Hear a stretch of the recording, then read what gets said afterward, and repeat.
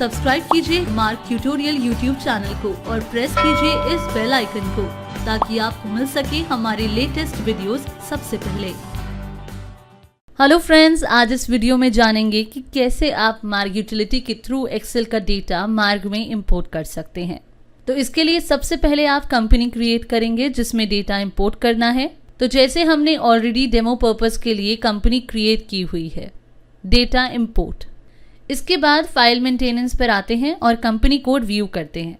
तो जैसे कि आप देख सकते हैं इस कंपनी का कोड है L01 और ये कंपनी कोड इसलिए व्यू कर रहे हैं क्योंकि जब मार्ग यूटिलिटी से डेटा इंपोर्ट करते हैं तब इस कोड की नीड होती है। तो अब कंपनी पर एंटर की प्रेस करके मार्ग गेटवे पर आते हैं। इसके बाद अब रिपोर्ट से मैनेजमेंट रिपोर्ट्स, फिर डेटा ट्रांसफर यूटिलिटी से इंपोर्ट यूटिलिटी पर आएंगे। मार्ग इंपोर्ट यूटिलिटी विंडो ओपन हो जाएगी। अब सबसे पहले यहाँ वो सॉफ्टवेयर नेम स्पेसिफाई करेंगे जिससे डेटा मार्ग में ट्रांसफर करना है।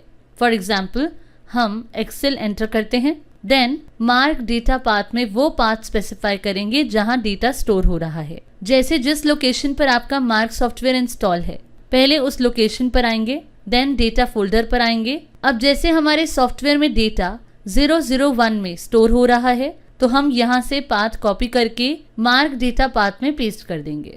फिर अब मॉड्यूल सिलेक्ट करेंगे जो आपको ट्रांसफर करना है। जैसे यहाँ आपको काफ़ी सारे ऑप्शंस मिलते हैं like company, doctor, laser, MR etcetera. तो जो भी मॉड्यूल आपको ट्रांसफ़र करना है वो आप सिलेक्ट कर लेंगे।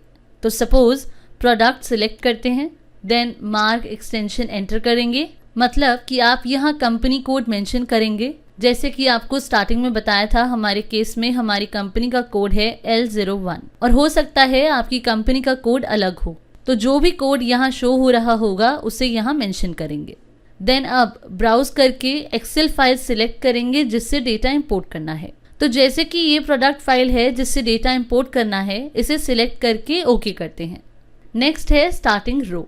ये एक्सेल फाइल में डेटा कौन सी रो से स्टार्ट हो रहा है। अब जैसे हम एक बार एक्सेल फाइल ओपन करते हैं तो आप देख सकते हैं कि यहाँ डेटा थर्ड रो से स्टार्ट हो रहा है, तो यहाँ 3 मेंशन करते हैं। इसके बाद अब यहाँ कॉलम नेम स्पेसिफाई करेंगे कि एक्सेल फाइल में कौन सी फील्ड किस कॉलम में है, जैसे कि कोड किस कॉलम में है, प्रोडक्ट किस कॉलम में है एट्सेट्रा। तो कॉलम नेम मेंशन करने से पहले एक्सेल फाइल पर आते हैं और अब जैसे कि आप देखेंगे कि कोड A कॉलम में है तो यहाँ कोड न्यूमेरिक के सामने A टाइप करते हैं। इसी तरह प्रोडक्ट नेम B कॉलम में है तो यहाँ सॉफ्टवेयर में प्रोडक्ट नेम के सामने B टाइप करते हैं।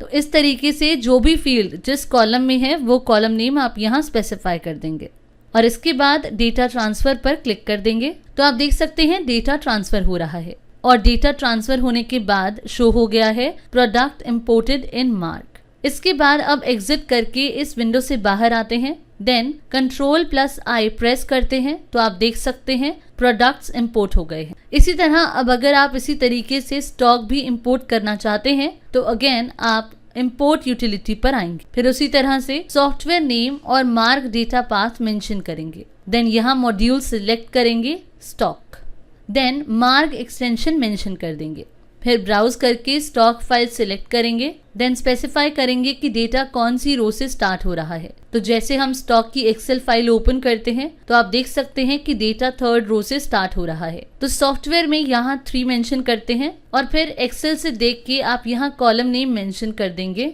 और डेटा ट्रांसफर पर क्लिक कर देंगे। देन अब आप देख सकते हैं यहाँ शो हो गया है स्टॉक इंपोर्टेड इन मार्ग। इसके बाद आप Ctrl+I प्रेस करते हैं तो आप देख सकते हैं स्टॉक इंपोर्ट हो गया है।